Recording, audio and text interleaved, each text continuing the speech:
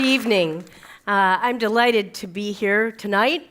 I think they probably put me at the beginning of this program because I threatened to talk about history, which is exactly what I intend to do. And I'm hoping to persuade you that history actually is absolutely critical and essential to everything we think about when we ask the question, what's next, and think about the future.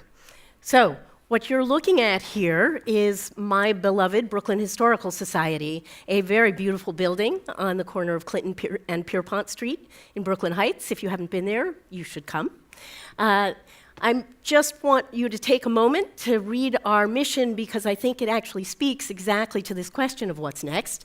Brooklyn Historical Society connects the past to the present and makes the vibrant history of Brooklyn tangible, relevant, and meaningful for today's diverse communities and for generations to come. So it's for the generations to come that I want to just pause and think about this for a minute. What you're looking at here are some slides from our newest exhibition called Brooklyn Abolitionists in Pursuit of Freedom. This is part of a larger project that was done with the Weeksville Heritage Center and the Irondale Ensemble Project, and actually has its origins in some very wonderful support from the Downtown Brooklyn Partnership. But it's an incredibly important part of my story because this is a part of history that has not been well researched, had not been well known at all. There are very few of the characters of the abolitionist movement who were really known by anybody until we really took a good hard look and did some serious research over a lot of time. And my goal in showing you these pictures is first to prompt you to come and explore, excuse me, but is also really to help you to realize that when we look at the story of abolition, what we see is a story that's not finished yet. And we're very explicit about this in this exhibition. We note that the struggle continues. We ask lots of questions. What freedoms do you think are still not guaranteed today?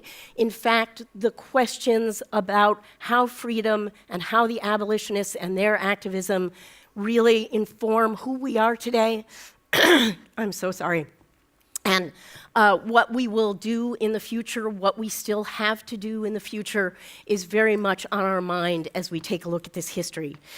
So, let me just, thank you so much. That'll take up some of the 10 minutes, won't it? So we'll try to get through this. What I want to just note for you is some of the basics of what history is about. So for us, history is shaped by all of us, and we, in fact, are all shaped by history.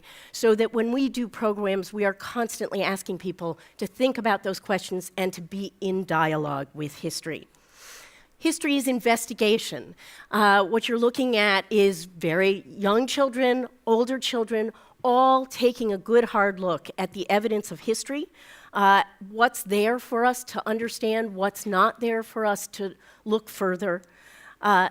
And this is one of my most favorite examples, actually, of a piece of evidence in our collection. It is an inventory of property from the Lefferts family. When it was left to the Brooklyn Historical Society, it was evidence of the great wealth and success of the Lefferts family, who, as you probably know, owned much land, lots of farms, incredibly successful business people in Brooklyn in the 19th century, actually, and much earlier than that as well.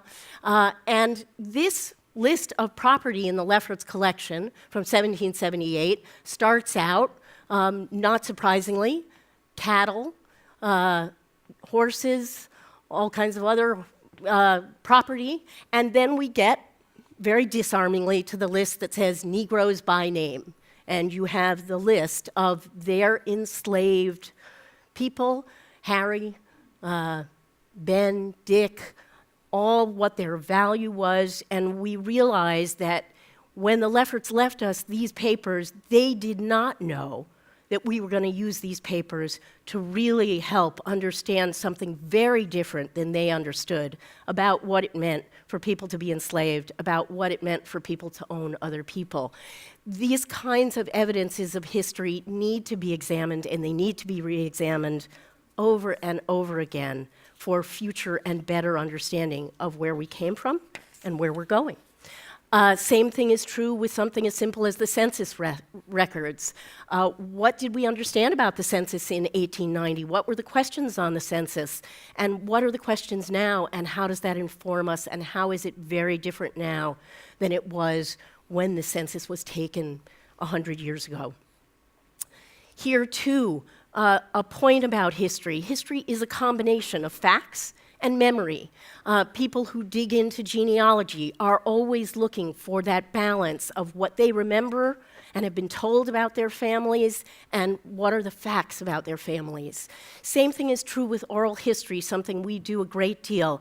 And we do it with the knowledge that 100 years from now, people will be listening to the stories that we've told about our lives in Brooklyn, and they will be very different in their understanding of those stories than we were when we told those stories. Again, history is also about the evidence of what has changed and the evidence of what is the same. One of the most wonderful maps in our collection, commissioned by King George III in 1770. You'll never guess what he was up to. Very precise map of Lower Manhattan and Brooklyn. And when we look at that Ratzer map from 1770, we marvel at the things that were already in place very precisely that are exactly the same. At the same time, we take a look at what the profile of Lower Manhattan looks like now, what it looked like then, and realize how extraordinary it is, what has changed about the city. We learn a plethora of information about what it meant for landfill to take place, for industry, what we've done with our knowledge of what has changed about the shape of Lower Manhattan, and how it can help us understand things as basic as what happened to us during Storm Sandy. So what's next for the Brooklyn Historical Society? We'll continue to do this research, we'll continue to re-examine the history, but what we will also do is find our way to the Empire Stores down in Dumbo, where we are very, very excited to be taking part in what was an extraordinary process of taking these buildings built in the 1860s and being part of the transformation of this, taking it into the present and into the future. So while these wonderful buildings, which represent all kinds of histories of labor, of leisure, of the economy, of politics, of all kinds of produce that came in and that was in these buildings, coffee, sugar, over time. And now these buildings will be turned into commercial spaces, into spaces with restaurants, and we will take over 3,000 square feet that will give us the opportunity to really think about what the stories of the Empire Stores, the stories of the waterfront were, what they are now, and we will help to imagine what this will be 100 years from now. History is about analysis, it's about documentation, it's about activism, and it's about shaping the future. Thank you.